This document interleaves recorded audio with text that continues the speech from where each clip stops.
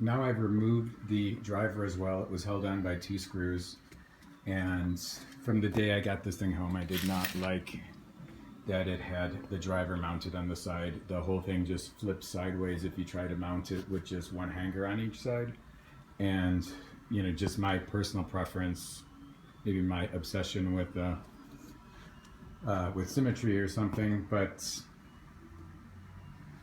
yeah, I did not like that it hung to the side like that. So I'm looking at working it into the adjustable design, which could it wind up possibly on a sliding mount that would allow me to slide it and even lift it off, and place the mount, lift it off here and place it in the next position if needed, or move all of the cobs together and then place it all the way to the other side, depending on what my needs are within my grow space. Because I like to put the light in place and leave it, and then just put plants under it and then adjust the light in place, rather than having to remount the light, or move all of the plants around to try to get them under either the brightest spot or a lighter, or an area that's not getting as much light, depending on what the case may be. So that's my goal with this, and so I've now unscrewed everything. I still have the pot here for the dimming adjustment. I may eventually mount that on one of the ends, because that would just make it out of the way for any type of adjustment. Yeah, and I don't really care so much about what the light looks like.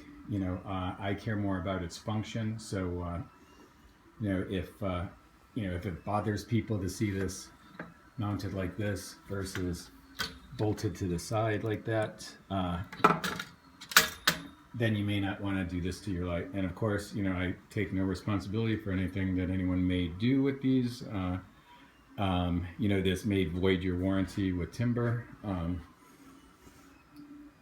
But the way he builds the lights, it's left pretty flexible, for people to make adjustments. Because essentially it is a DIY light that has just been, that he provides the much needed service of assembling for people, who are not comfortable doing DIY. And, essentially you can build your own lights for about $1, maybe $1.10 per watt. He builds them for, between $1.55 and $2 somewhere. With the Veros, it came out to $1.55, something like that, $1.60, somewhere in that area.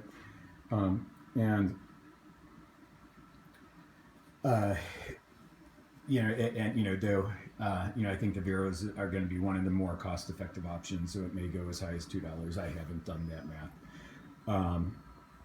But one nice thing about it is that it does leave a lot of flexibility if you do want to adjust it. And the nice thing about these rectangular or square heat sinks is that they do lend themselves to an adjustable design by just removing those screws and letting them slide, and then maybe adjusting the lengths of the wires. But yeah, see, everything is movable.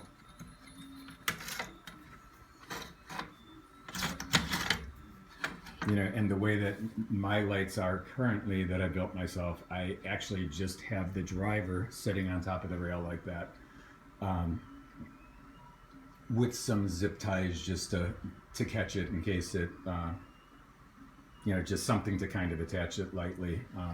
There are through holes here that you can use zip ties through, but I'm approaching it from a much more DIY standpoint and a much more of a